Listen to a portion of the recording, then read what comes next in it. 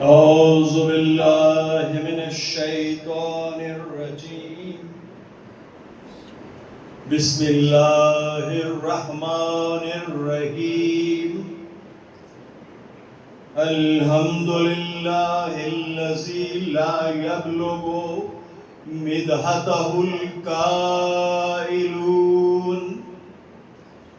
ولا يحصي نعمه العادون ولا يؤدي حقه المجتهدون الذي لا يدركه بعد الهمم ولا يناله غوص الفتن الذي ليس لصفته حد محدود ولا نعت موجود ولا وقت معدود ولا أجل ممدود فدر الخلائق بقدرته ونشر الرياح برحمته ووطد بالصخور ميدان أرضه اللهم داعي المذهوبات ودائم المسموقات وجابل القلوب على فطرتها شقيها وسعيدها اجعل شرائف صلواتك ونوامي بركاتك على محمد عبدك ورسولك الخاتم لما سبق والفاتح لمن ولك والمعلن الحق بالحق أما بعد فقد قال الله تعالى في قرآنه المجيد وفرقانه الحميد وقوله الحق بسم الله الرحمن الرحيم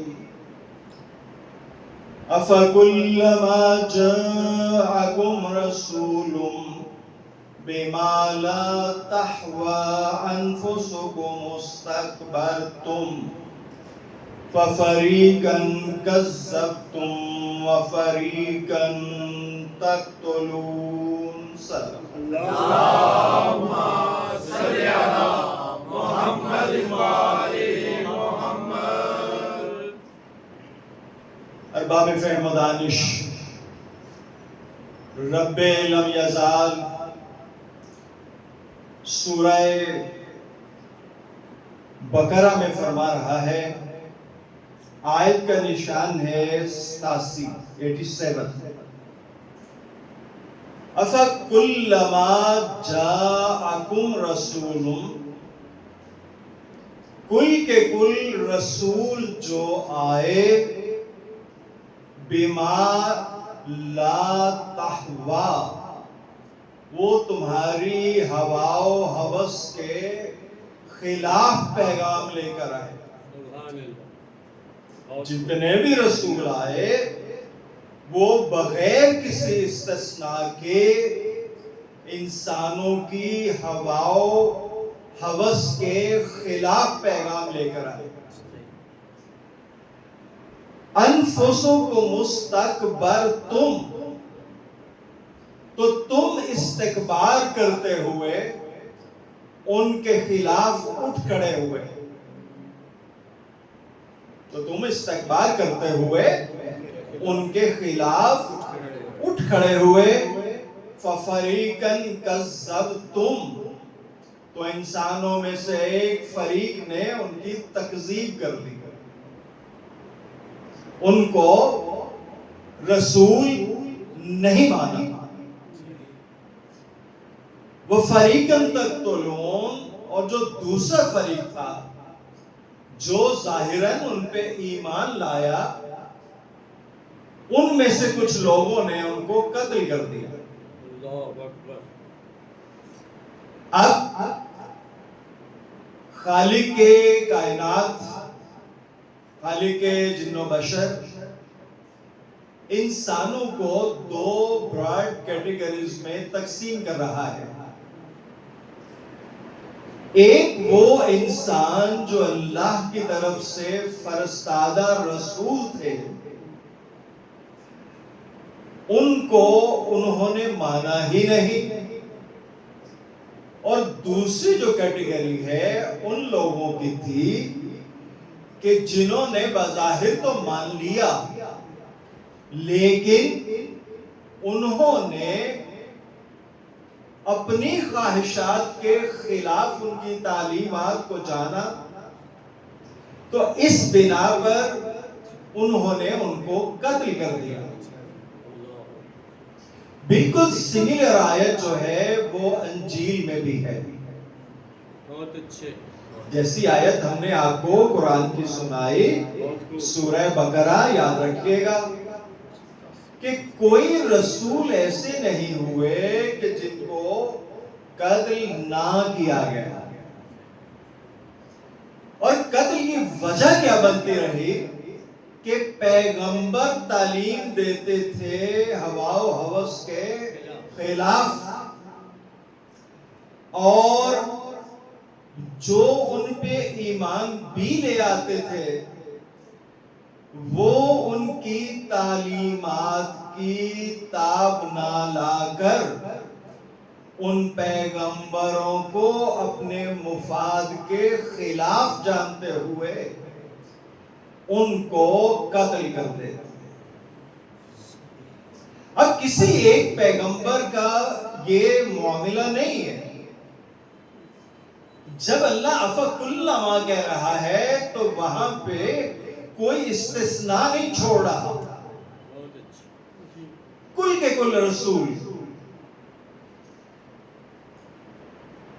جو ہے وہ صاحب شریعت پیغمبر کو کہتے ہیں. سب کے سب پیغمبر رسول نہیں ہوئے. جتنے رسول ہوئے یعنی جو پہلے رسول کی تعلیمات سے کچھ مختلف نئی تعلیمات لے کر آئے، ان کو یا تو انسانوں کے ایک گروہ نے نہیں مانا، اس لیے ان کی تکذیب کی، اور جنہوں نے مانا ان میں سے کچھ لوگوں نے ان کو قتل کر دیا. یہ جو قتل کرنے والے ہیں یہ کون ہیں؟ جو ہوا و ہوس کے پجاری تھے. بہت اچھے. ہوا و ہوس کیا ہے؟ زن، زر اور زمین.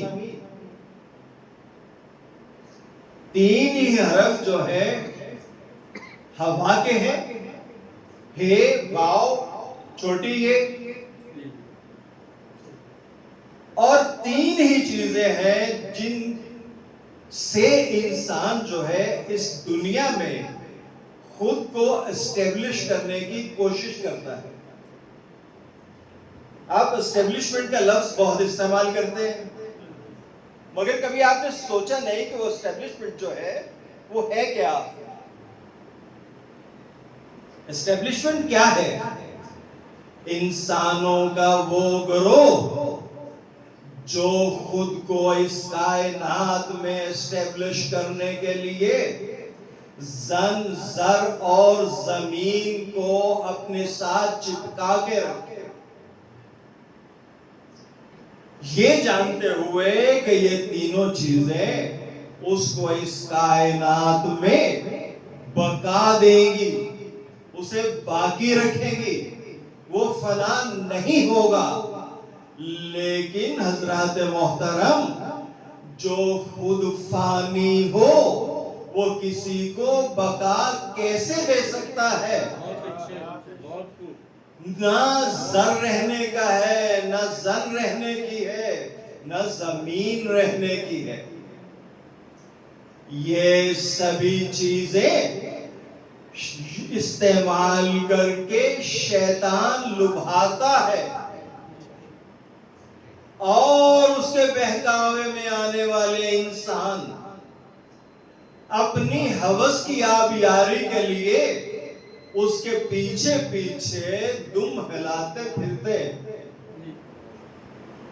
تو اسٹیبلشمنٹ کوئی بہت عرفہ والا چیز نہیں ہے. دیکھیے رسالت باب کا ہے. دیکھیے جناب ابو طالب علیہ السلام کو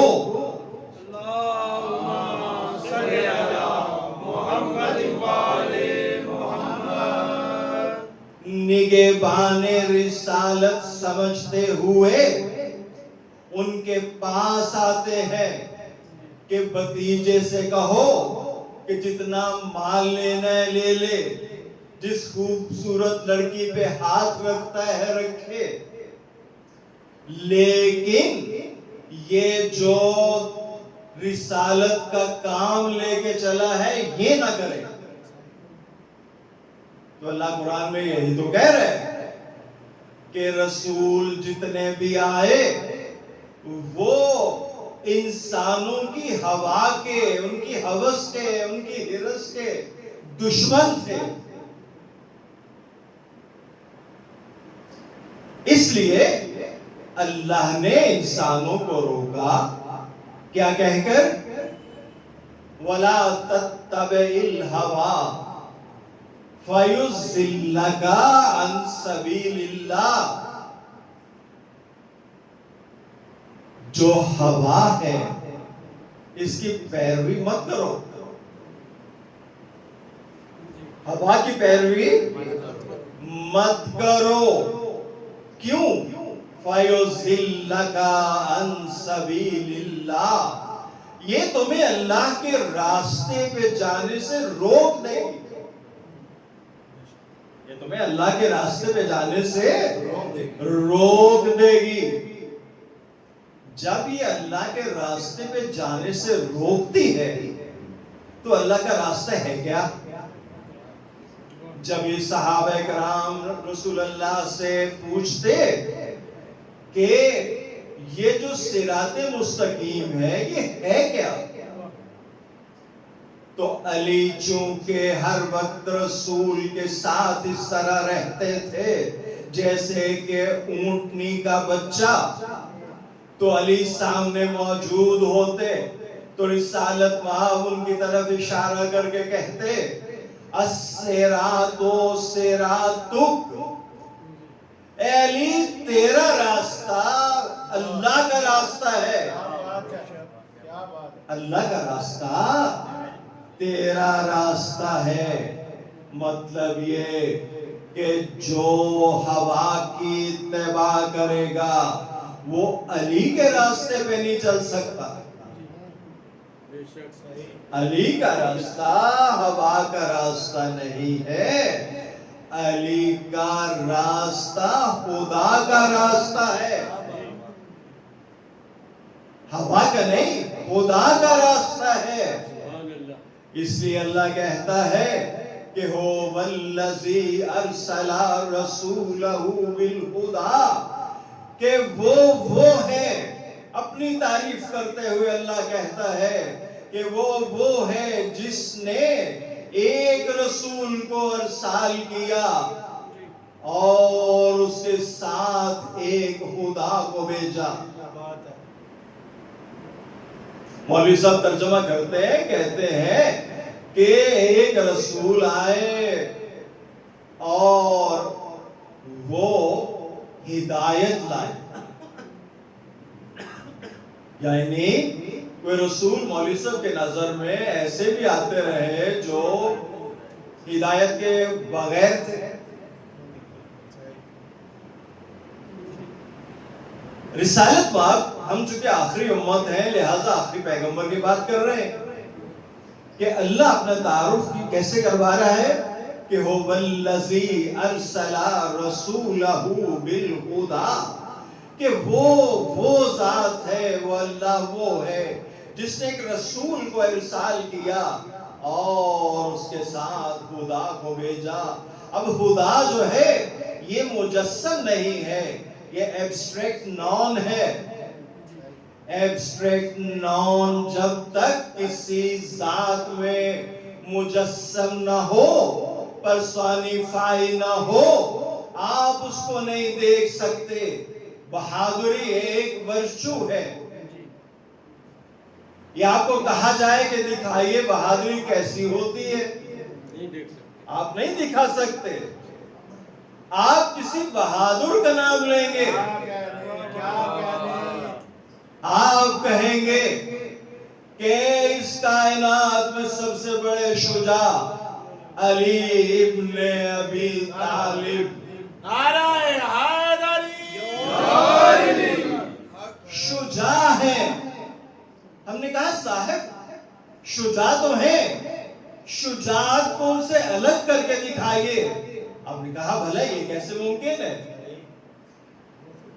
وہ شجاع اس لیے ہے کہ ان میں شجاعت پائی جاتی ہے۔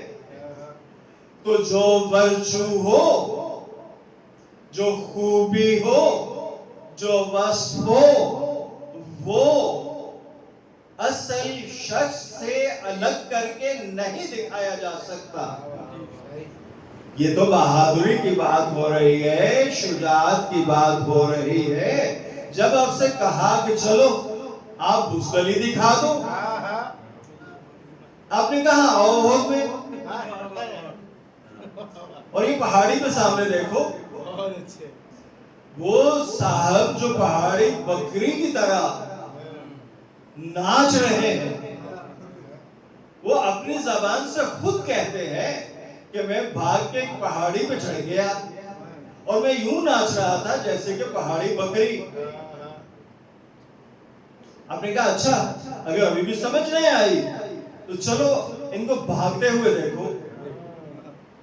یہ اس پہاڑی پہ بھی نہیں ٹکے بلکہ یہ اس سے بہت آگے بڑھ گئے۔ پوچھا کتنا آگے بڑھ گئے؟ کہا ان کا تو پتہ نہیں۔ ایک صاحب اور بھی تھے جنہوں نے مدینے سے بھی آگے جا کر پوچھا، پیچھے اپنی بیوی جو بیٹھی تھی، کہ ماں مدینہ کتنی دور ہے؟ اس نے ہلایا اچھی طرح، کہا دیکھو میں تمہاری بیوی نائلہ ہوں۔ بر دشمن مرتضی علی لعنت۔ تو کہا اب سمجھ آئی بزدلی کیا ہوتی ہے؟ تو بزدلی بھی بزدل سے الگ کر کے دکھائی نہیں جا سکتی۔ بہت اچھے۔ تو اب اللہ نے کیا کہا کہ وہ ہے جس نے ایک رسول کو ارسال کیا۔ میں خدا کے، تو جب تک خدا کسی میں مجسم ہو کر سامنے نہ آئے آپ نہیں بتا سکتے کہ خدا کیا شے ہے۔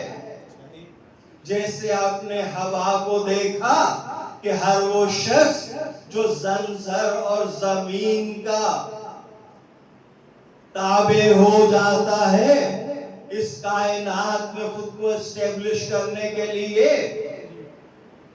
وہ کیا ہے اسٹیبلشمنٹ۔ تو ایسی خدا بھی آپ کو دکھانا ہو تو اب ہم نے آپ کو دکھایا کہ شجاع کون ہے، تو اسی طرح آپ کو ہادی بھی نظر آئے گا کہ جب اللہ نے روکا کہ تم نے اتباع نہیں کرنی کس کی؟ ہوا کی، تو کسی کی اتباع کا اس نے پھر حکم بھی دیا ہوگا کہ اگر اتباع سے روک رہا ہے ہوا کی تو پھر کسی کی وہ اتباع کا حکم بھی دے رہا ہوگا۔ سورۃ الاعراف آیت کا نشان 157۔ فَالَّذِينَ آمَنُوا بِهِ وَعَزَّرُوهُ وَنَصَرُوهُ وَاتَّبَعُوا النُّورَ الَّذِي أُنزِلَ مَعَهُ أُولَئِكَ هُمُ الْمُفْلِحُونَ۔ فَالَّذِينَ آمَنُوا بِهِ، بس وہ لوگ جو اس رسول پر ایمان لائے، وَعَزَّرُوهُ اور ان کی عزت و توقیر کی، وَنَصَرُوهُ اور ان کی نصرت کی۔ رسالت باب کے حوالے سے کتنے کام کیے؟ ان پر ایمان لائے، وَعَزَّرُوهُ ان کی عزت و توقیر کی، وَنَصَرُوهُ اور ان کی نصرت کی۔ کتنے کام ہوئے؟ 3 کام، ان پر ایمان، ان کی عزت و توقیر اور ان کی نصرت۔ وَاتَّبَعُوا النُّورَ الَّذِي أُنزِلَ مَعَهُ اور اس نور کی اتباع کی جو ان کے ساتھ نازل ہوا، جو ان کے ساتھ نازل ہوا۔ آخری پیغمبر اکیلے نہیں آئے۔ آپ کو آیت پہلے سنا چکے کہ اللہ اپنی تعریف کیا کرتا ہے کہ وہ ذات وہ ہے جس نے رسول کو ارسال کیا اور ان کے ساتھ ایک خدا کو نازل کیا۔ خدا جس نور میں مجسم ہوئی، اس نور کا نام ہے علی ابن ابی طالب۔ اللہم صلی علی محمد وآلِ محمد۔ نعرہ تکبیر، اللہ اکبر، نعرہ رسالت، یا رسول اللہ، نعرہ حیدری، یا علی۔ اب آپ دیکھیے کہ مولوی صاحب کہتے ہیں کہ صاحب یہ آپ نے کیا کہا؟ ہم نے تو نہیں کہا۔ اللہ کہتے ہیں کہ آخری پیغمبر اکیلے نہیں آئے، ان کے ساتھ ایک خدا آئی۔ جو خدا آئی اسی کو سورۃ الاعراف کی آیت نمبر 157 میں نور کہا کہ وہ نور جو رسول کے ساتھ آیا۔ رسول کے حوالے سے اللہ نے بتایا 3 کام ہے، اور جو چوتھا کام ہے وہ رسول کے حوالے سے نہیں، وہ اس نور کے حوالے سے ہے۔ انزل معہ جو اس کے ساتھ نازل ہوا، جو اس کے ساتھ نازل ہوا۔ یہ نور رسالت مآب نے خطبہ غدیر میں فرمایا کہ وہ نور جو میرے ساتھ نازل ہوا وہ نور علی ابن ابی طالب ہے۔ کیا بات ہے! صلی اللہ محمد وآلِ محمد۔ وہ نور علی ابن ابی طالب ہے۔ تو اس نور کی اللہ نے کہا کہ اتباع کرو، اس نور کی اتباع کرو۔ اولئک هم المفلحون، جو یہ 4 نکاتی ایجنڈے پہ عمل کرے گا وہ فلاح پانے والا ہوگا، وہ فلاح پانے والا ہوگا۔ اب 72 فرقے جو اسلام کے نام پہ بنے وہ صرف رسول تک رہتے ہیں، رسول سے آگے آنے سے بہت ڈرتے ہیں، جبکہ اللہ کہہ رہا ہے کہ رسول سے آگے بڑھو، رسول سے آگے بڑھو۔ آمنوا باللہ ورسولہ والنور الذی انزلنا، ایمان لاؤ اللہ پہ، اس کے رسول پہ اور اس نور پہ جو رسول کے ساتھ نازل ہوا۔ اب اسلام کے نام پہ بننے والے فرقے لا الہ الا اللہ کہہ کر پہلی کنڈیشن پوری کر دیتے ہیں، آمنو باللہ، آمنو باللہ ورسولہ محمد الرسول اللہ۔ لیکن جس نور پہ ایمان لانے کا وہ تقاضا کر رہا ہے قرآن میں، وہاں جا کر ان کی زبان گم ہو جاتی ہے، وہاں جا کر وہ سم بکم عمی فہم لا یعقلون ہو جاتے ہیں۔ اور صرف اتنا نہیں، سم بکم عمی فہم لا یرجعون، اور اللہ کہتے ہیں یہ پلٹ کے واپس بھی نہیں آنے والے، یہ پلٹ کر واپس بھی نہیں آنے والے۔ کیوں؟ کہ یہ اللہ اور رسول پہ رک گئے، اللہ اور رسول پہ رک گئے۔ مولا علی اپنے دور میں نماز پڑھانے کے لیے جا رہے ہیں، ساتھ ان کے غلام کمبر، ساتھ ان کے غلام کمبر ہیں۔ دیکھا ایک شخص اپنی دکان پہ بڑی خوش الہانی سے قرآن پڑھ رہا ہے۔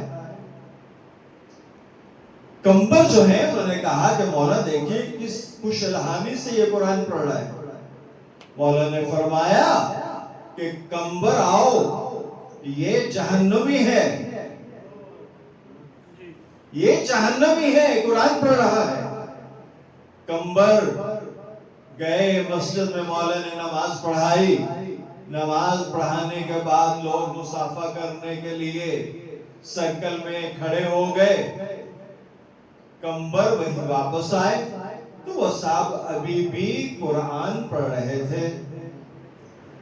کمبر بیٹھ گئے ان کے پاس، وہ قرآن کو بند کر کے کمبر کی طرف متوجہ ہوا کہ شاید کوئی گاہک ہے یا پتہ نہیں کیوں میرے پاس آگے بیٹھ گیا۔ کہا میاں کیا بات ہے؟ کہا بڑی خوش الہانی سے قرآن پڑھ رہے تھے۔ توحید کے اوپر اس شخص سے سوال کیا، اس نے مثبت جواب دیا۔ پھر اس سے نبوت کے بارے میں پوچھا، اس نے حضرت محمد صلی اللہ علیہ وسلم کو آخری پیغمبر بتایا۔ اور کمبر نے پوچھا اس کے بعد؟ اس نے کہا اس کے بعد بس۔ کمبر اٹھے یہ کہتے ہوئے صدقتا یا علی، صدقتا یا علی۔ تیز تیز قدم چلتے واپس مسجد میں پہنچے تو مولا آخری فرض سے مصافحہ کر رہے تھے۔ کمبر پہ نظر پڑی تو پوچھا کمبر اب یقین آ گیا؟ کمبر اب یقین آ گیا؟ کہا مولا یقین تو پہلے بھی تھا، میں ذرا عین الیقین کرنے گیا تھا۔ کیا بات ہے۔ کمبر سنو، عالم ذر میں جب اللہ نے اپنی توحید پیش کی روحوں پہ تو میں نے اس شخص کی آواز سنی، اس نے توحید کو تسلیم کیا۔ جب میرے بھائی محمد کی نبوت اس پہ پیش کی گئی تو اس نے محمد کو رسول اللہ مانا، لیکن جب میری ولایت روحوں پہ پیش کی گئی تو اس کی زبان گنگ رہی، تو اس کی زبان گنگ رہی۔ کمبر جان لو کہ جس روح نے میری ولایت کی گواہی دی آج تک اس کی آواز میرے کانوں میں محفوظ ہے، آج تک۔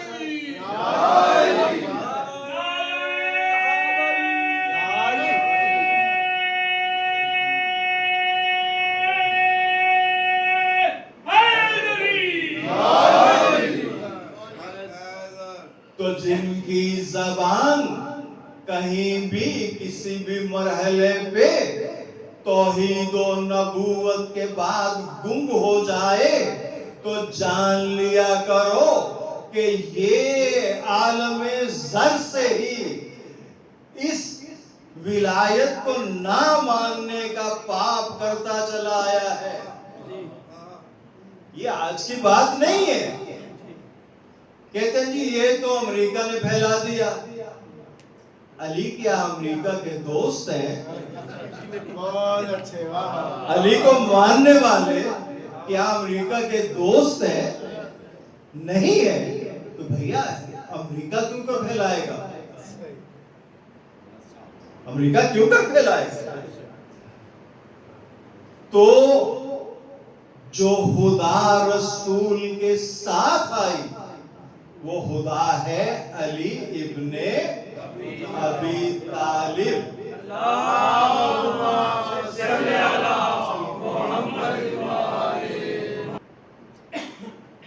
وہ خدا ہے علی ابن ابی طالب. تو اللہ کے راستے سے روکنے والی کون ہے؟ ہوا. اور اللہ کا راستہ یعنی علی کا راستہ اس پہ لانے والی کون ہے؟ خدا. کون ہے؟ خدا. خدا کے بھی 3 حرف ہیں. ہوا کے بھی 3 حرف تھے. خدا کے جو 3 حرف ہیں وہ 3 نکات ہیں جن سے میتھمیٹکس کے مطابق صراط مستقیم بنتی ہے. اسٹریٹ لائن بنتی ہے. اسٹریٹ لائن محض 2 نقطوں سے نہیں بنتی. میتھمیٹکس میں یہ بات اٹل ہے کہ اسٹریٹ لائن کم از کم 3 نقاط کو ملائے کم ترین فاصلے سے. کم ترین فاصلے سے یعنی اللہ کے بعد بلا فصل رسول اور رسول کے بعد بلا فصل امام. یہ 3 نقطے صراط مستقیم کو بناتے ہیں. تو اگر آپ تیسرے نقطے سے رہ گئے کسی بہکاوے میں آ کر تو آپ صراط مستقیم کو قیامت تک نہیں پا سکتے. صراط مستقیم پہ 3 نقطے توحید، نبوت اور امامت. اس کے مولا میں جعفر صادق صلوات اللہ علیہ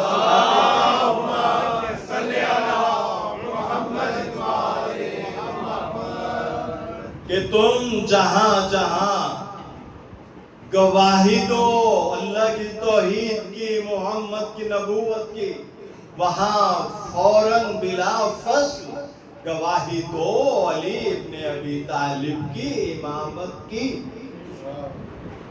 اس کی کسی قسم کی کوئی چھوٹ نہیں ہے کہیں بھی. کیونکہ جس راستے سے شیطان بہکاتا ہے وہ ہے اللہ کا سبیل، اور اللہ کا سبیل رسول بتا گئے وہ ہے علی کا راستہ. وہ ہے علی کا راستہ. تو علی کے راستے میں کوئی چوائس نہیں ہے، آپ کی مرضی نہیں ہے کہ آپ کہیں پہ اس راستے پہ چلنے کی شہادت دیں اور جب آپ کی مرضی نہ ہو تو نہ دیں. دیکھیں جو آپ کو ہم نے آیت سنائی کہ آمنوا باللہ، اللہ پر ایمان لاؤ. ہم نے کہا لا الہ الا اللہ برسول ہی، اور اللہ کے رسول پر ہم نے کہا محمد الرسول اللہ. والنور الذی انزلناہ، اور اس نور پر جو رسول کے ساتھ نازل ہوا تو ہم نے کہا علی ولی اللہ. کیا کہنے ہمارے کلمے میں لوگ اپنا کلمہ قرآن سے دکھا دیں، ہم نے اپنا کلمہ آپ کو سنا دیا. اس وجہ سے فقط ہم ہی اسلام پہ ہے، ہمارے علاوہ کوئی اسلام پہ نہیں. لوگوں کے پاس ادھورا ہے جو صرف توحید اور نبوت پہ آ کے اٹک جاتا ہے، جبکہ اللہ کہتا ہے یا ایھا الذین آمنوا ادخلوا فی السلم کافہ. اے ایمان کے دعوے دارو، اسلام میں پورے کے پورے داخل ہو. اسلام میں پورے کے پورے داخل ہو. وہ تو مولا علی سے لے کر امام رضا صلوات اللہ علیہ تک ہماری احادیث کی کتب میں اس آیت پہ اپنے اپنے زمانے میں لوگوں نے اپنے اپنے زمانے کے امام سے پوچھا کہ مولا یہ اسلام میں پورے کا پورا داخل ہونے کا مطلب کیا ہے؟ تو فرمایا کہ توحید و نبوت کے بعد ولایت علی کو کما حقہ تسلیم کرو. تو جس کو تسلیم کیے بنا اللہ اسلام میں لوگوں کو نہ مانے، لوگوں کو اسلام میں نہ مانے کہ تمہارا اسلام ادھورا ہے، اپنے اسلام کو کامل کرو، مکمل کرو، تو وہ اس غلط فہمی میں کیسے رہ سکتے ہیں کہ وہ مسلمان ہیں؟ تو نبوت کے بعد امامت پہ ایمان لانے والا کبھی اسلام میں داخل ہوا ہی نہیں. جب یہ صورتحال ہوئی کہ جتنے فرقے بنے ان میں علی نہیں ہے نبی کے بعد، نبوت کے بعد امامت نہیں ہے. ہم میں اور فرقوں میں یہی فرق ہے. ہم توحید و نبوت کے بعد بلا فصل امامت کو مانتے ہیں اور کہیں کسی عمل میں ڈنڈی نہیں مارتے. فرقے کی پہچان یہ ہے کہ اس میں فقط توحید ہوگی اور نبوت وہ بھی لولی لگڑی، کوئی کچھ مانتا ہے نبی کو، کوئی کچھ مانتا ہے.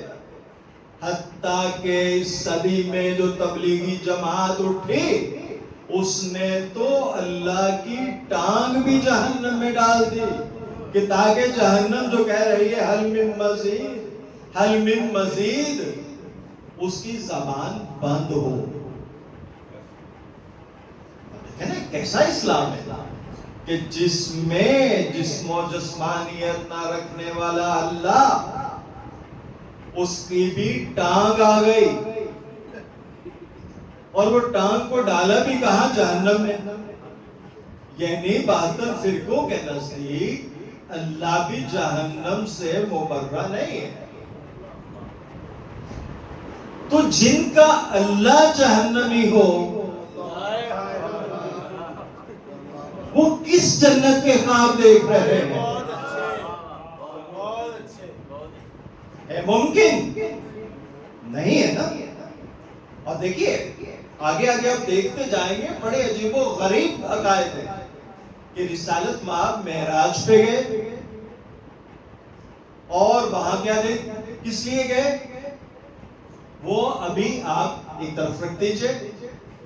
ایک چیز مولوی ہر معراج پہ لہک لہک کر بتاتا ہے کہ رسول خدا نے اپنے والدین کو جہنم میں الٹا لٹکا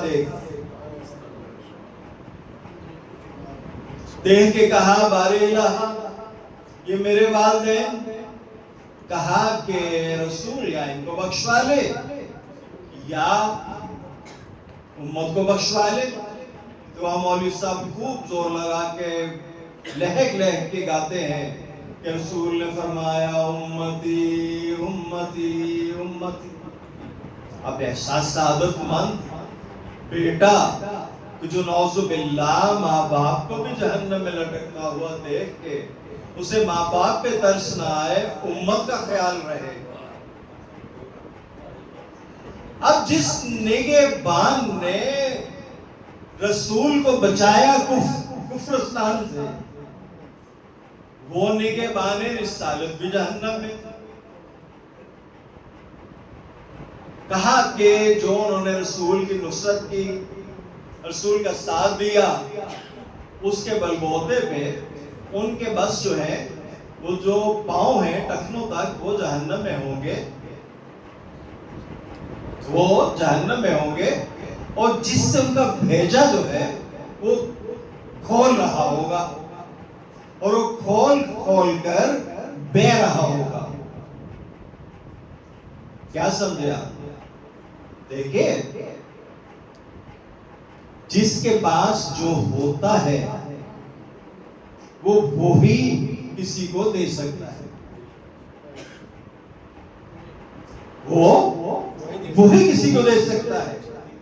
تو جن کے پاس جہنم وافر تھی ان کی اس جہنمی خیالات سے نہ رسول کے والدین نہ رسول کے پالن ہار محفوظ ہیں. اور جہاں ہم نور علی نور کے ساتھ چلے آ رہے ہیں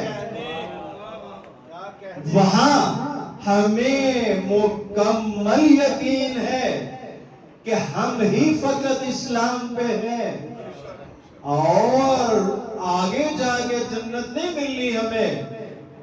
رسالت پاک کی حدیث ہے کہ یا علی انتا وشیتو کل جنہ، یا علی انتا وشیتو کل جنہ، کہ علی آپ اور آپ کے شیعہ جنت ہے، جنت ہی نہیں. آپ اور آپ کے شیعہ جنت ہے، جنت ہی نہیں، جنتی محتاج ہے جنت کا، جنتی محتاج ہے جنت کا. لیکن شیعہ محتاج جنت نہیں، وہ اسی دنیا میں رہتے ہوئے جنت ہے، وہ اسی دنیا میں رہتے ہوئے جنت ہے. نہیں تو کسی سے کل پوچھ کے دیکھ لیجئے گا، بہت بڑا گٹا بنا ہو، پوچھئے کہ مولانا آپ جنت پہ جائیں گے؟ پتہ نہیں یار ککڑا تو مارنے پہ ہیں اور جانے کہ نہیں. تو جن کو یہاں پر جنت میں جانے کا یقین نہیں ہے وہ کون سی جنت میں جائیں گے؟ آگے جا کے کون سی جنت تلاش کریں گے؟ جبکہ ہمیں یقین ہے. خطبہ غدیر میں رسالت مآب فرماتے ہیں کہ جو علی کے دوست ہیں وہ بلا حساب جنت میں جائیں گے، وہ بلا حساب جنت میں جائیں گے. ان سے کسی گناہ کی بارے میں پرسش نہیں ہوگی. سورہ رحمان پڑھی ہے نا، وَيُؤْخَذُ بِالنَّوَاصِي وَالْأَقْدَامِ يُعْرَفُ الْمُجْرِمُونَ بِسِيمَاهُمْ، کہ مجرم جو ہیں وہ اپنے چہروں سے پہچان لیے جائیں گے. مجرم اپنے چہروں سے پہچان لیے جائیں گے. فَيُؤْخَذُ بِالنَّوَاصِي وَالْأَقْدَامِ، کسی کو سر سے پکڑ کے اور کسی کو ٹانگ سے پکڑ کے جہنم میں پھینک دیا جائے گا. یہ کون فیصلہ کرے گا؟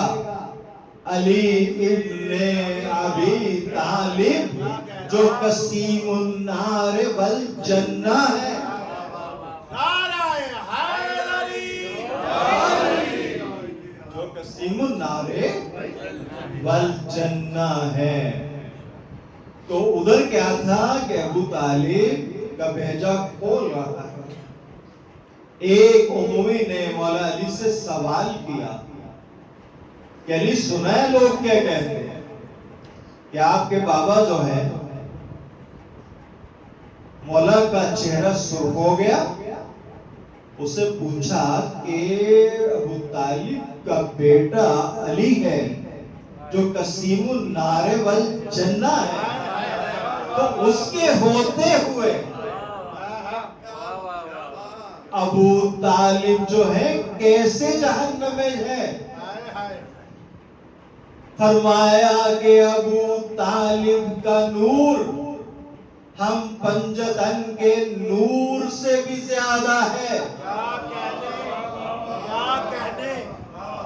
اور ابو طالب کے اشارے پہ میں علی جہنمیوں کو جہنم میں پھینکوں گا اور جنتیوں کو بلا حساب جنت میں بھیجوں گا.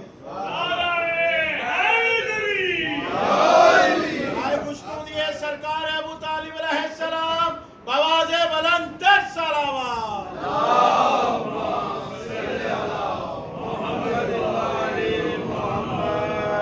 تو اب سمجھ آئی کہ انسان دو گروہوں میں کیسے بٹے. ایک ہو گئے ہوا والے, دوسرے ہو گئے خدا والے. خدا والے بلا حساب جنت اور ہوا والے بلا حساب جہنم میں. پہچان کیا ہے؟ پہچان کیا ہے کہ مجرم اس روز اللہ کہہ رہے سورہ رحمان میں کہ یعرف المجرمون بسیماہم, کہ مجرم جو ہے وہ اپنے چہروں سے پہچان لیے جائیں گے. کیسے؟ سورہ طٰہٰ. سورہ طٰہٰ. بہت سارے لوگ اندھے محشور ہوں گے. وہ سوال کریں گے کہ بار الہ ہماری تو دنیا میں آنکھیں تھی, تو نے آج ہمیں اندھا کر دیا. کہا جس طرح تم نے میرے ذکر سے آنکھیں پھیر لی اسی طرح میں نے آج تمہاری یہ بصارت چھین لی. اب اس کا ذکر کون ہے؟ ذکر کون ہے اس کا؟ سورہ طٰہٰ کی آیت نمبر 14. اقم الصلاۃ للذکر. پورے قرآن میں کہہ رہے ہیں اقیم الصلاۃ اقام الصلاۃ. کبھی آپ نے پوچھا کہ یہ صلاۃ قائم کیسے ہوتی ہے؟ پوچھا کبھی اللہ میاں سے کہ یہ جو تو اقامت صلاۃ کہتا ہے وہ صلاۃ قائم کیسے ہوتی ہے؟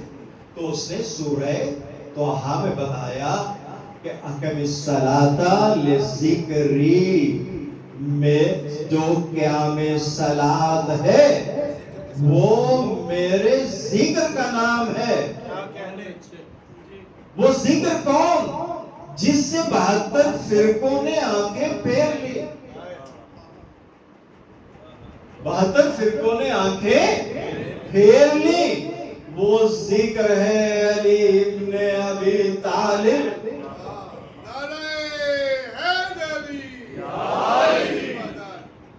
ایک اور پتے کی بات یاد رکھیے کہ علی کے اعداد کتنے ہیں؟ 110. 110. اور ذکر کے اعداد نکالیے, اس کا سم ٹوٹل کیا آتا ہے؟ ایک ہے اور ایک 2. علی کا سم ٹوٹل 2 آتا ہے اور ذکر کا بھی 2 آتا ہے اور ذکر کا بھی 2 آتا ہے. جس کا مطلب یہ ہوا کہ علی برابر ہے ذکر کے, ذکر برابر ہے علی کے. کبھی کہیں کوئی آپ کو روایت نظر آئی کہ اللہ نے کہا کہ قرآن قرآن قرآن کرتے رہو تو یہ عبادت ہوگی؟ اس نے تو پڑھنے کا کو بھی کافی نہیں جانا. کہا اگر تم اس پہ تدبر نہیں کرتے تو میری نظر میں تمہارے دل بند ہیں. افلا یتدبرون القرآن، سورہ محمد. افلا یتدبرون القرآن ام علی قلوب اقفالها. یہ جو تم قرآن پہ تدبر نہیں کرتے، کیا تمہارے دل بند ہیں، مقفل ہیں؟ تو جب آپ کا گھر مقفل ہوتا ہے تو اس کا مطلب ہے گھر میں رہنے والا کوئی نہیں. تو جب اللہ کی نظر میں قرآن پہ تدبر نہ کرنے والا بند دل رکھتا ہے، اس سے قلب بند ہے، تو اس کا مطلب ہے کہ بدون تدبر اللہ کی نظر میں قرآن کو حفظ کرنا، فرفر پڑھنا کافی نہیں ہے جب تک اس میں دیے گئے احکامات پر تدبر نہ کیا جائے. یہ تدبر کس نے کرنا ہے؟ فقط خدا والوں نے. اور جن کے دل بند ہیں اللہ کی نظر میں، وہ کون ہے؟ ہوا والے. وہ کون ہے؟ ہوا والے. تو پہلی تقسیم اللہ نے یہ کی سورہ بقرہ کی اس آیت میں، جس کو ہم نے سرنامہ کلام قرار دیا، کہ ایک انسانوں کا وہ گروہ ہے کہ جو پیغمبر پر، رسول پر ایمان ہی نہیں لاتے، ان کی تقسیم کرتے ہیں. اور دوسرا گروہ وہ ہے کہ جو ایمان تو ظاہراً لے آتا ہے، لیکن پھر اس کی دو کیٹیگریز ہو جاتی ہیں. وہ دو کیٹیگریز کون سی ہیں؟ ایک جو خدا کے ساتھ متمسک ہے، اور دوسری کیٹیگری وہ ہے جو ہوا کی پیروی کر رہے ہیں. تو ہوا کی پیروی کرنے والا کبھی بھی علی کے ساتھیوں میں نہیں ہو سکتا. علی کے ساتھیوں میں نہیں ہو سکتا. انسانوں کے بیچ میں آپس میں جھگڑا کیوں ہوتا ہے؟ کوئی مسجد اس سے مبرہ نہیں، کوئی امام بارگاہ نہیں بچی ہوئی. کوئی بھی آپ دیکھتے ہیں کہ انسان آپس میں باہم ایک دوسرے کا گریبان پکڑے ہوئے. یہ جنگیں کیوں ہوتی ہیں؟ جنگیں کیوں ہوتی ہیں؟ کبھی تدبر کیا اس لیے؟ نہیں کیا. دیکھیں سب سے پہلی جنگ جو ہوئی وہ کون سی ہے؟ جنگ بدر.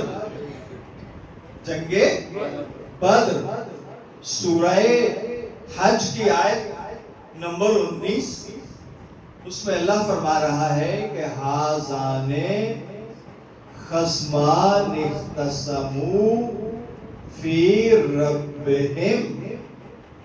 ہازا ایک، ہازان دو. ہازان خصمان اختصموا، یہ جو دو گروہ آپس میں خصومت کر رہے ہیں، لڑ رہے ہیں، جھگڑ رہے ہیں، یہ کس بات پہ جھگڑا ہو رہا ہے؟ فی ربہم، یہ اپنے اپنے رب کی بابت لڑ رہے ہیں.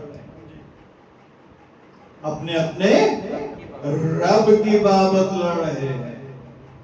اگر آپ یہ کہتے، آپ اگر یہ کہتے تو فوراً آپ پہ فتویٰ آتا کہ آپ تو مشرک ہیں. رب تو ایک ہے، وہ وحدہ لا شریک ہے. یہ دوسرا رب کہاں سے آ گیا؟ اب قرآن ہے. اس آیے کا شان نزول جو ہے جنگ بدر ہے. تو بدر میں دو گروہ کون کون سے ہیں؟ ایک گروہ ہے رسول پاک کا، جس کے پیچھے صحابہ کرام ہیں. ان کے جو سامنے والا گروہ ہے وہ ہیں کفار و مشرکین مکہ. कुफारो मुशरकीन मक्का। अब इनमें से इस बात में तो किसी किस्म का शक नहीं कि रिसालत बाप का जो रब है वो अल्लाह है। रिसालत बाप का और जो इनके पीछे है, इनके इत्तबा में है, उनका रब कौन है? अल्लाह। तो जब इनका रब अल्लाह है तो फिर इन दूसरों का रब कौन है? फिर इन दूसरों का रब कौन है? बज़ाहिर दोनों इंसान हैं। इंसान इंसान के खून का प्यासा है। बाप इधर है, बेटा उधर है, एक भाई इधर है, एक भाई उधर है,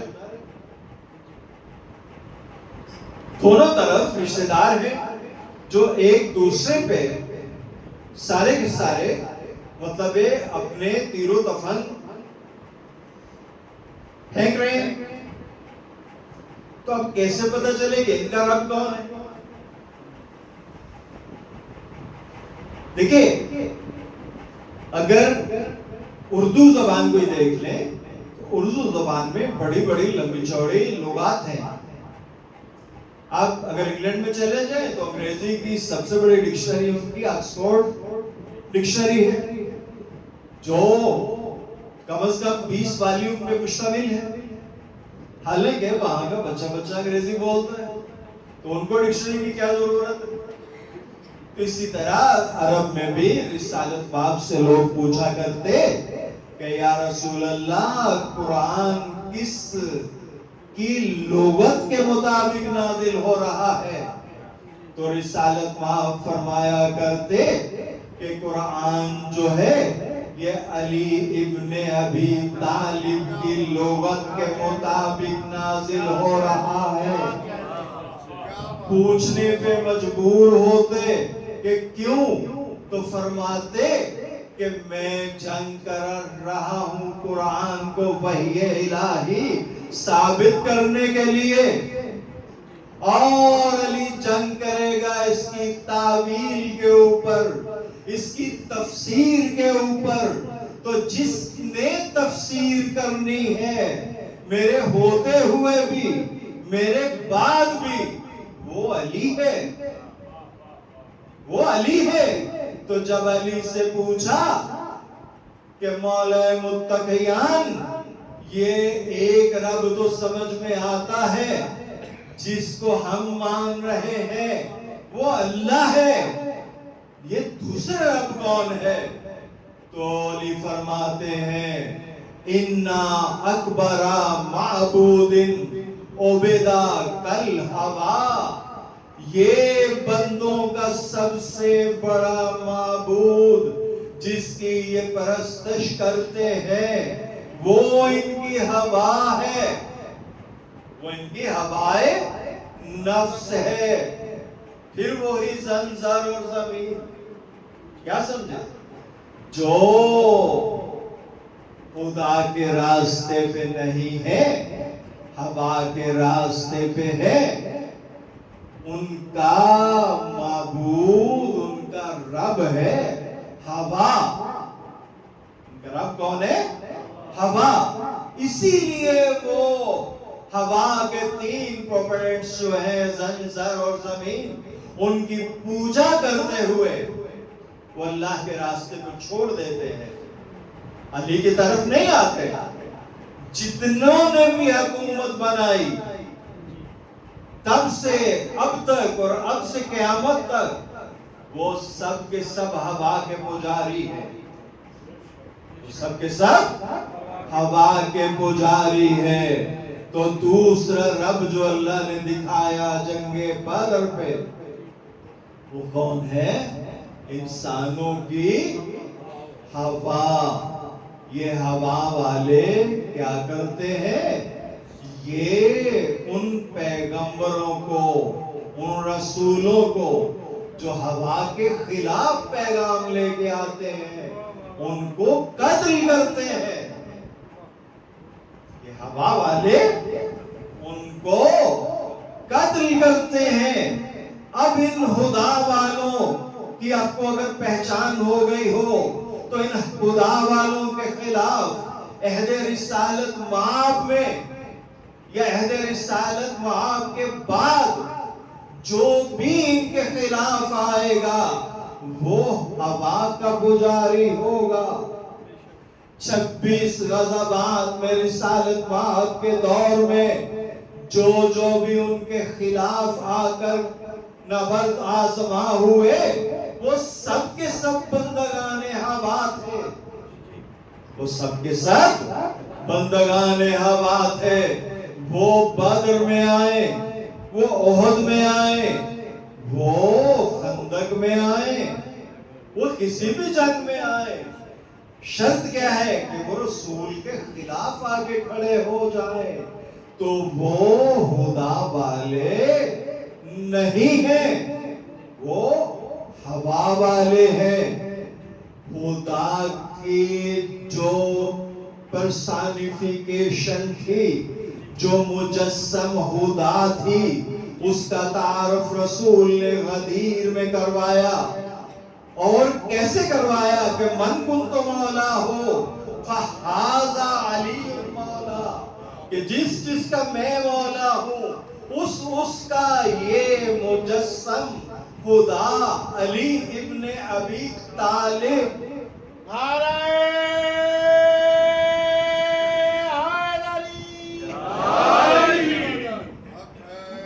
تو ان دونوں کی مولیت سے جو بھاگے وہ بندگان ہوا ہے، ان کا رب ان کی ہوا ہے، ان کا رب اللہ نہیں ہے، ان کا رب اللہ نہیں ہے۔ اس لیے رسالت مآب کے بعد غدیر پہ علی کی بیعت کرنے والوں نے اس بیعت کو توڑ دیا۔ اس بیعت کو توڑنے سے پہلا فرقہ وجود میں آیا، اس بیعت کو توڑنے سے پہلا فرقہ وجود میں آیا۔ اب اس فرقے میں علی نہیں تھے، اس فرقے میں علی نہیں تھے۔ اب علی کو ایک فردر پہچان دی رسول نے، فرمایا کہ انا و علی ابوہما ھذا الامہ، میں اور علی اس امت کے باپ ہیں، میں اور علی اس امت کے باپ ہیں۔ اب عہد رسالت مآب میں ہو کوئی لیکن علی کو باپ نہ مانے،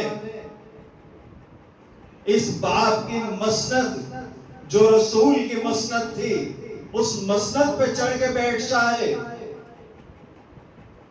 تو باپ کا منکر کون ہوتا ہے؟ آپ سب جانتے ہیں، اس کو امیر المومنین تو نہیں کہتے، وہ تو امیر المشرکین ہو سکتا ہے، چونکہ علی کو رسول نے نہیں بنوایا، یا نہ علی نے خود کہا کہ مجھے آپ امیر المومنین کہو۔ علی کو امیر المومنین کہلوانے والا غدیر پہ اللہ ہے، تو اللہ کی بات جو نہ مانے وہ محض منافق نہیں ہوتا، وہ تو مشرک ہوتا ہے، کیونکہ اس نے وحدہ لا شریک کی بات کو نہیں مانا۔ اس لیے علی کے دور میں رسول کے عہد میں محض کتنی جنگیں؟ 26، جس پر رسالت مآب نے شرکت کی، اور علی کے محض 6 سالہ دور حکومت میں کتنی جنگیں؟ 72۔ کتنی جنگیں؟ 72 جنگیں، چھوٹی بڑی ملا کر۔ اب ان جنگوں میں علی کے مقابل کوئی خاتون آئے یا کسی خاتون کا بھائی آئے یا 72 فرقوں کے لوگوں کا ماموں آئے تو وہ اسلام میں نہیں ہوگا۔ اسلام میں ہوتے تو علی کے مقابل نہ آتے، علی کے مقابل نہ آتے۔ لڑائی کس وجہ سے ہوئی کہ علی کا رب ہے اللہ، جو علی کے مقابل آئے ان کا رب کون ہے؟ ہوا و ہوس۔ تو اللہ کہتا ہے کہ جنگ ہوتی تب ہے کہ جب ایک فریق کا معبود اللہ ہوتا ہے اور اس سے جو متحارب گروہ ہے اس کا رب اللہ نہیں ہوتا، اس کا رب اللہ نہیں ہوتا۔ اب علی جو چوتھے نمبر پہ آئے وہ خلافت کا چوتھا نمبر نہیں ہے، علی تو خلیفہ بلا فصل ہے، خلیفہ بلا فصل ہے۔ ان کے بیچ میں اور رسالت پاک کے بیچ میں کوئی شخص نہیں آ سکتا، چاہے وہ اپنے طور پہ کوئی سا نام اپنے کو دے لے۔ دیکھیں فرعون نمرود شداد کو کیا اللہ نے کبھی کچھ کہا؟ ان کو اپنی منمانی کرنے دی۔ کس وجہ سے؟ ڈرتا تو وہ ہے، جلدی تو وہ کرتا ہے کہ جس کے ہاتھ میں بندے نے جانا نہ ہو، اور جس کو پتا ہو کہ جب چاہوں گا نیل میں غرق کر دوں گا، جب چاہوں گا اس کے دماغ میں مچھر کو گھسا دوں گا اور اسے جوتے بنواؤں گا، اور جب چاہوں گا یہ جنت بنا لے گا تو اس کو ابھی جنت میں قدم بھی نہیں رکھنے دوں گا کہ اس کو جہنم واصل کر دوں گا۔ تو اسے کیا ڈر ہے؟ بنتے رہے۔ اسی طرح رسالت پاک جو ہے ان کے پاس ایک وہبی منصب ہے، کیا؟ نبوت۔ نبوت رسالت پاک کو خالق و مالک کائنات نے دی ہے، انسانوں کے ووٹوں سے وہ نبی نہیں بنے۔ تو جو ان کا جانشین ہوگا، جو ان کا خلیفہ بلا فصل ہوگا، وہ لوگوں کے ووٹوں سے نہیں بنے گا، اس کے پاس جو امامت کا منصب ہے وہ وہبی ہے، اس لیے ان سے خلافت و امامت جدا نہیں ہو سکتی، خلافت و امامت جدا نہیں ہو سکتی، جیسے اللہ کی الوہیت نہیں چھن سکتی، ختم مرتبت کی نبوت نہیں چھن سکتی، اسی طرح علی سے لے کر مہدی تک کسی بھی امام کی جو امامت ہے وہ کسی کے کچھ بننے سے نہیں چھن سکتی، نہ اس پہ کوئی حرف آ سکتا ہے۔ علی چوتھے نمبر پہ امام نہیں بنے، علی تو امام ہے، آدم کی خلقت سے بھی پہلے۔ اسی لیے اللہ پوچھتا ہے ابلیس کو کہ ابلیس جس کو میں نے اپنے ہاتھوں سے بنایا تم نے اس کی کس طرح سجدہ کرنے سے انکار کیا؟ تو اللہ کا ہاتھ کون ہے؟ اللہ کا ہاتھ کون ہے؟ علی ابن ابی طالب۔ علی جو نام ہے، کبھی سوچئے گا یہ ایکرونیم ہے۔ ایکرونیم کیا ہوتا ہے؟ ایسباق ایک لمبے نام کا مخفف، بابڈا ایک لمبے نام کا مخفف۔ تو جو اصل نام کی جگہ اتنا مشہور ہو جائے کہ لوگ بابڈا کو ہی سب کچھ سمجھیں، اس کے اصل نام کو جانتے ہی نہ ہو، جب پانی کہیں گندا جمع ہو جائے تو ان کے ذہن میں باسا آئے، واٹر اینڈ سینیٹیشن ایجنسی نہیں آئے۔ اسی طرح علی بھی ان کا اس میں ذات نہیں ہے، یہ بھی ایکرونیم ہے۔ आइन से ऐनुल्लाह, लाम से लिसानुल्लाह, और ये से यदुल्लाह, और ये से यदुल्लाह। अब ये तीनों जो हैं, ऐनुल्लाह, आंख है तो अल्लाह की, लिसान है तो अल्लाह की, हाथ है तो अल्लाह का। अली का अपना क्या है? अली का अपना क्या है? इसलिए अली कमा हक्कहू सिफाते रब्बानी का मजहर है। कमा हक्कहू सिफाते रब्बानी का मजहर है। अब जिसका मजहर है ये उसकी मर्जी। अली को अपनी ज़बान दे दे, तो जब अल्लाह किसी को ज़बान देता है तो फिर वो हमेशा के लिए होती है।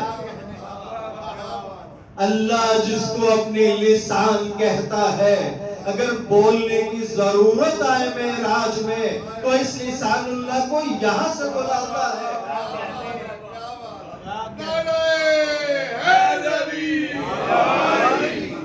और जब आदम को बनाने की बारी आए तो अल्लाह के तो हाथ नहीं, फिर जिसको उसने अपना हाथ करार दिया, आदम को मट्टी से वो बनाएगा।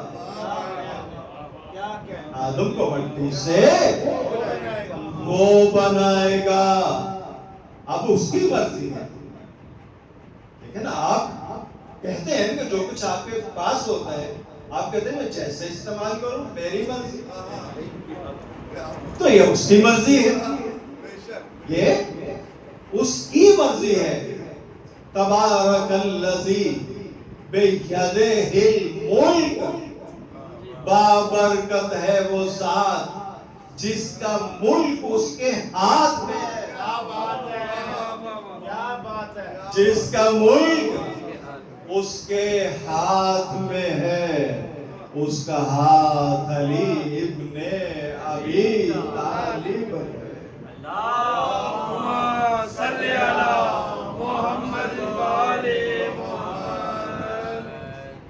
तो अब जो अली के खिलाफ आई, उन्होंने जब देखा कि गदीर पे अल्लाह के हुक्म से रसूल ने सब कुछ अली को दे दिया, कहा आज से अली को अमीरुल मोमिनीन कहकर खिताब करो, अली के बायत करो। और इस बायत के गवाह कौन है? अल्लाह, मैं मोहम्मद, अल्लाह के फरिश्ते। जो अली को दिया वो अल्लाह के हुक्म से दिया। अब जब अल्लाह ने अली को सब कुछ दे दिया तो उसके साथ ही रसूल के ऐलान के बाद उस रोज कहता है कि आज काफिर मायूस हो गए। आज काफिर मायूस हो गए। क्यों?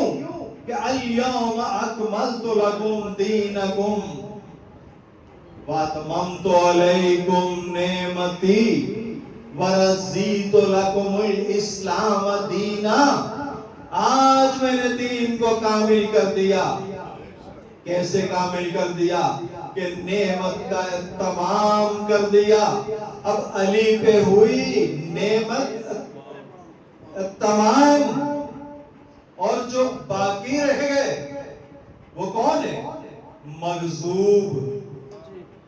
सिरातुल मुस्तकीम, अब हर नमाज में कहते हैं ना, इहदिनस सिरातुल मुस्तकीम, और अल्लाह को बताते हैं कि सिरातुल लज़ीना अनअमता अलैहिम, उन लोगों का रास्ता जिन पे तूने अपनी नेमत को कामिल किया।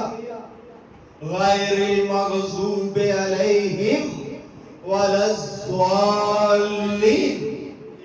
ना कि उनका रास्ता जिन पे तुम मग़ज़ूब हुआ। اور وہ کھلی گمراہی میں پڑے ہیں۔ تو اب پھر دو گروہ ہیں، ایک وہ جن پہ نعمتوں کا تمام ہوا، اور دوسرا وہ جن پہ اللہ مغضوب ہوا۔ جن پہ اللہ نے نعمتیں تمام کی ان پر درود ہے، اور جن پہ وہ غضبناک ہوا اور وہ کھلی گمراہی میں پڑے ہوئے ہیں، وہ باعث لعنت ہے۔ تو دو ہی تو عبادتیں ہیں، یا تمام نعمت جن پہ ہوا ان پہ درود ہے، اور ان کے خلاف کسی بھی دور میں جو بھی آئے ان پہ اللہ کی لعنت ہے، ان پہ اللہ کی لعنت ہے۔ تو جو بھی جس دور میں آئے، اب آپ ان کی شکلیں تاریخ سے پہچانتے جائیں، ان کے خلاف آنے والا کوئی ایسا نہیں ہے کہ جو رضی اللہ کہلانے کا مستحق ہو۔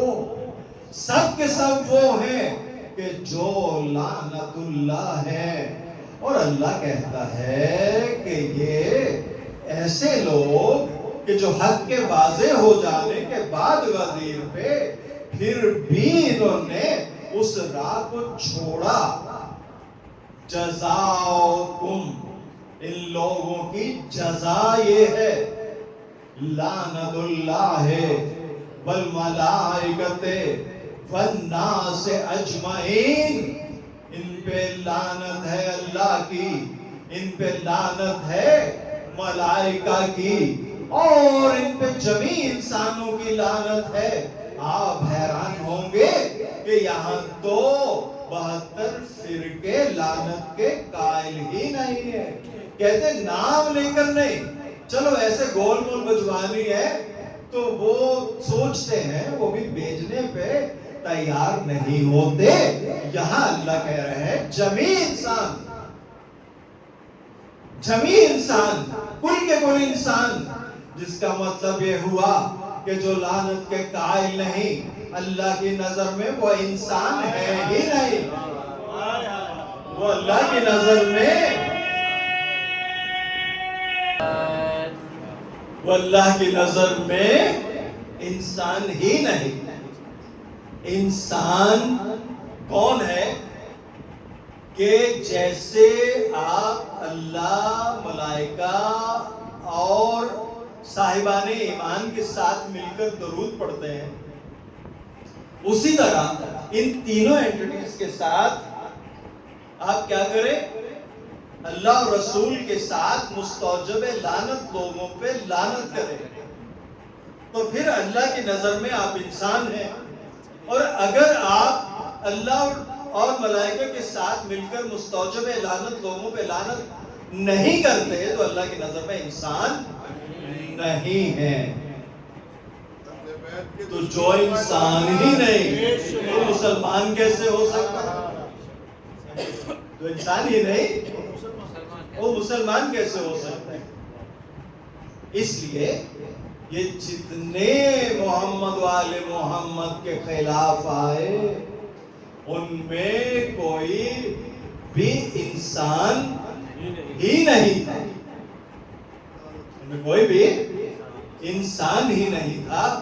اب ڈاکٹر صاحب کو ایک شعر یاد آ رہا ہے لیکن پورے طور پہ نہیں، ڈاکٹر صاحب ہی سنائے گا۔ مطلب وہ جو آپ کہتے ہیں وہ کہ وہ انسان بھی کہاں نہیں، کربلا کے حوالے سے یاد کیجئے گا پچھلا۔ منہاس حقیقت ہے کہ شبیر کے قاتل، منہاس حقیقت ہے کہ شبیر کے قاتل حیوان تو نہیں تھے مگر انسان بھی کہاں تھا۔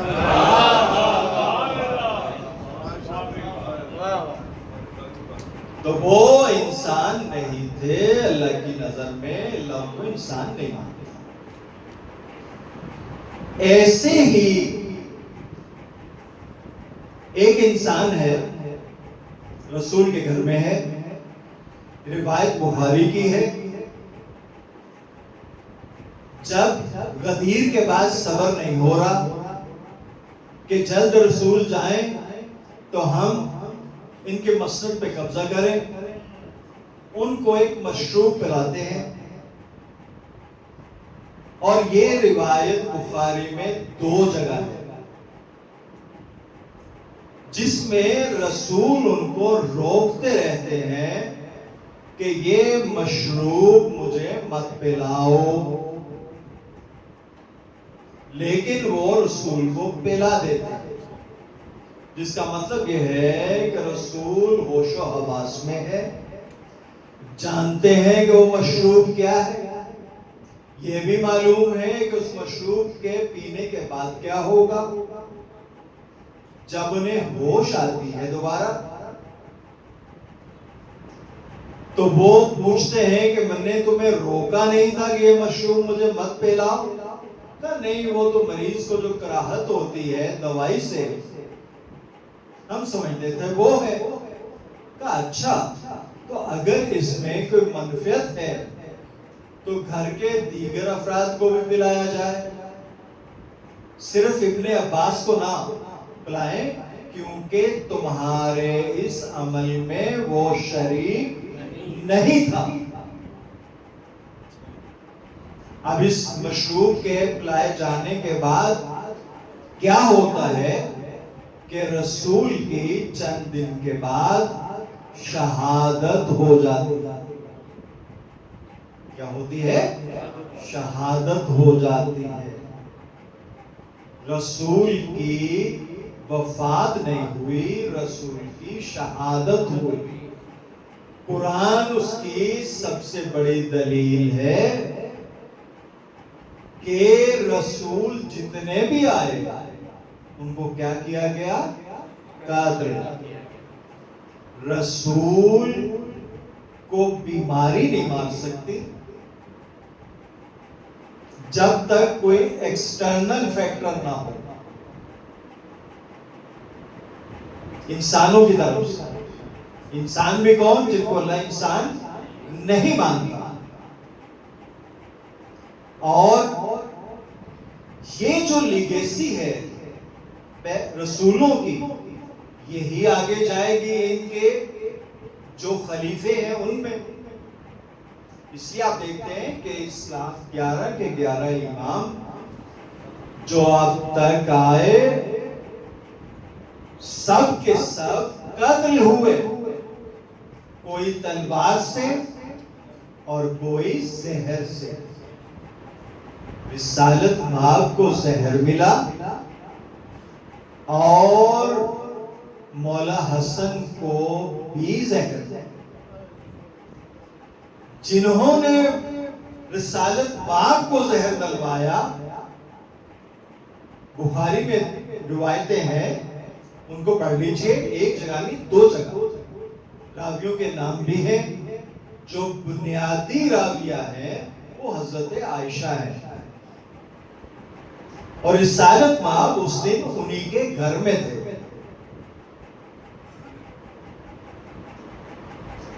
اور مولا حسن کو بھی زہر دینے والا کون ہے؟ مولا حسن کی ایک زوجہ جودہ بنت اشعث. اس کا بھائی جو ہے وہ مولا حسن کو قتل کرنے والے. اس کی جو بہن ہے وہ مولا حسن کو قتل کرنے والی محمد بن اشعث کی. اور محمد بن اشعث نے کربلا میں کی رول پلے کیا مولا حسین کی قتل میں.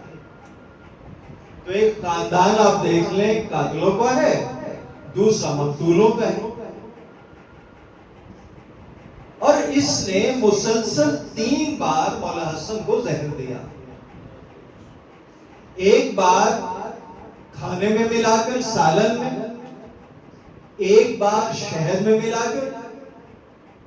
ان کا مولا پہ اثر نہیں ہوا، اور آخری دفعہ اس نے پانی میں زہر ہلاہل ملا کر،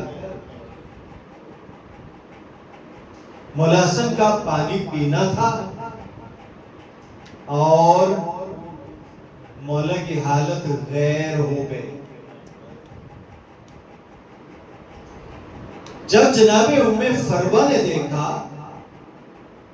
کہ میرے سرتاج کی طبیعت اتنی غیر ہو گئی ہے کہ وہ اپنے بستر پر لوٹ پوٹ ہو رہے ہیں، انہیں کسی کا چین نہیں ہے، تو جناب ام فروا نے قاسم کو بلایا، قاسم کا گریبان چاک کیا اور جناب زینب کے گھر بھیجا۔ قاسم پوچھتے ہیں کہ اماں میں نے کہنا کیا ہے، پیغام کیا ہے؟ کہا میں نے تمہارا گریبان چاک کر کے پیغام اس پہ لکھ دیا، تم اپنے پھوپھی زینب کے پاس جاؤ، وہ تمہیں دیکھ کر فوراً آ جائیں گے۔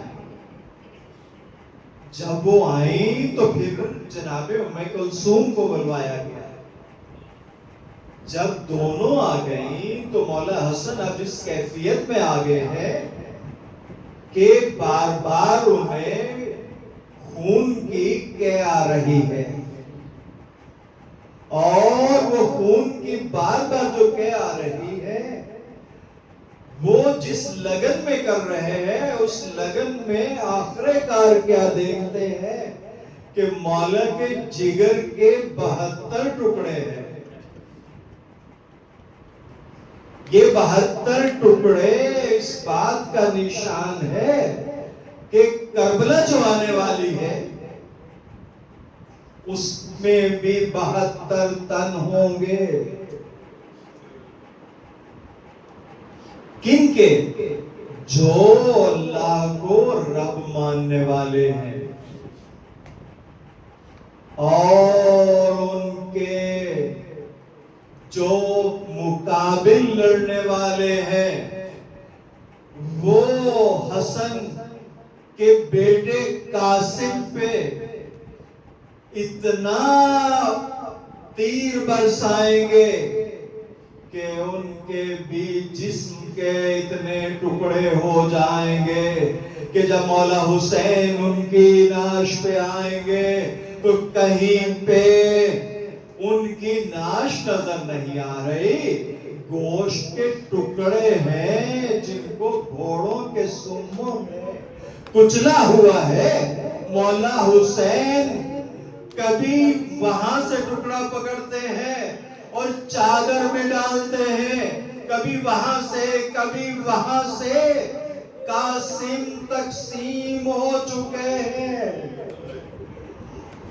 اور مولا حسین ان کے جسم کے ٹکڑوں کو اپنی چادر میں ڈال کر ایک گٹھڑی بنا کر لاتے ہیں۔ وہ گٹھڑی حسن کے ٹکڑوں کی ہے جو جگر کے ہوئے تھے حسن کو زہر دینے کے بعد۔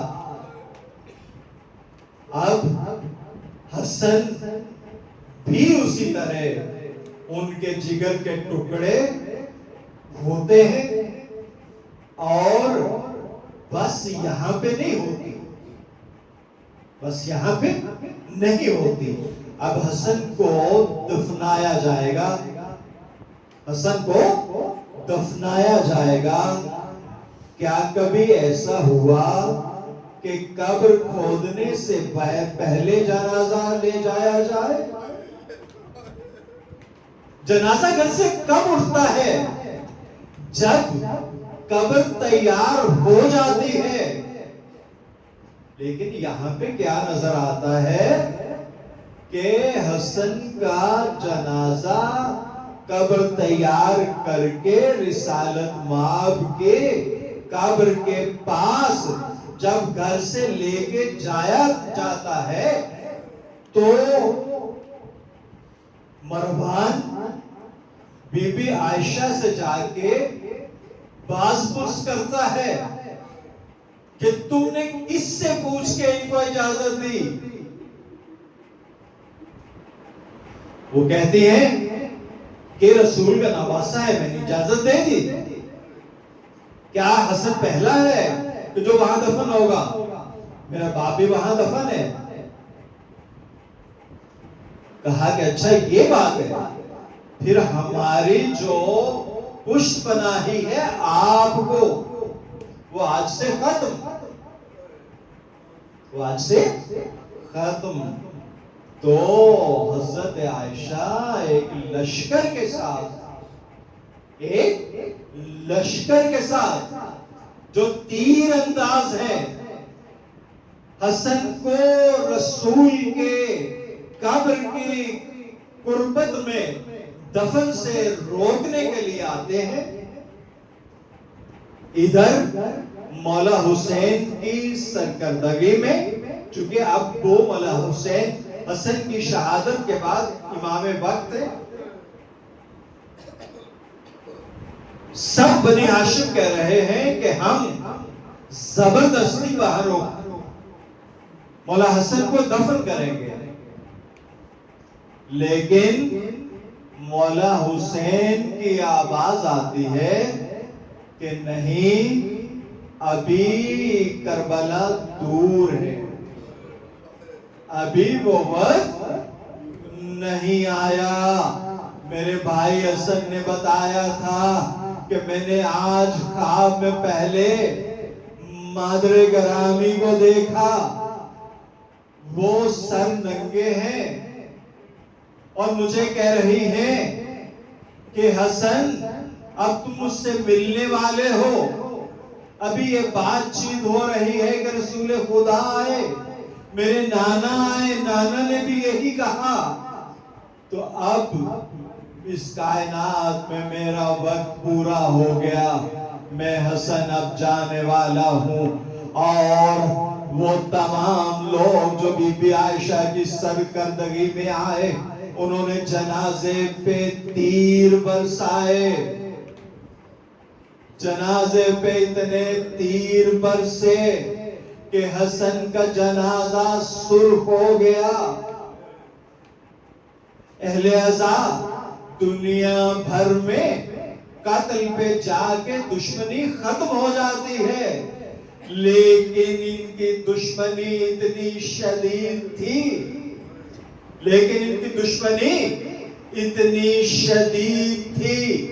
کہ حسن کے مرنے کے بعد بھی ختم نہیں ہوئی۔